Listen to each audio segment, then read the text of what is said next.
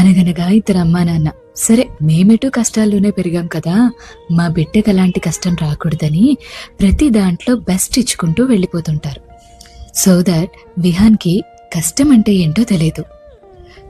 So డబ్బంటే లెక్కుండదు, మనుషులంటే లెక్కుండదు. He doesn't listen to his parents ఏదో. ఇలా ఉండగా ఒకరోజు విహాన్ తన కారులో వర్షంలో రోడ్డు మీదకి వెళ్తాడు.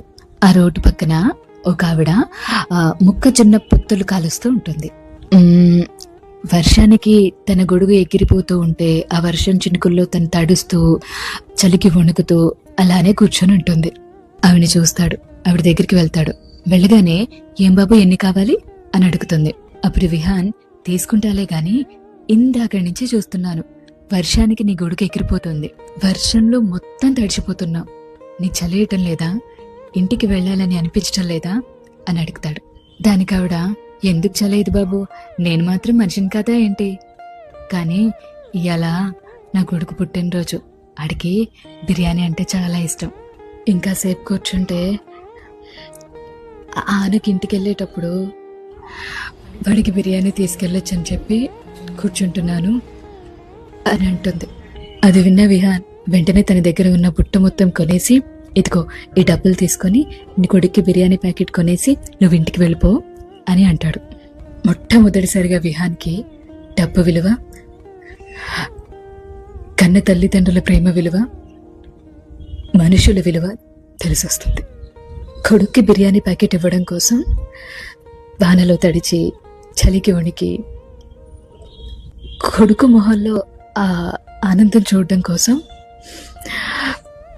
అంత నిస్వార్థంగా ఎలా ఉంటారబ్బా. Hats off. ఇప్పుడు ఈ కథ విన్నాం కాబట్టి మనకి కళ్ళలో నీళ్లు తిరుగుతున్నాయి ఆటోమేటిక్గా. ఇలా మనల్ని పెంచడానికి మన పేరెంట్స్ ఎంత కష్టపడ్డారో కదా.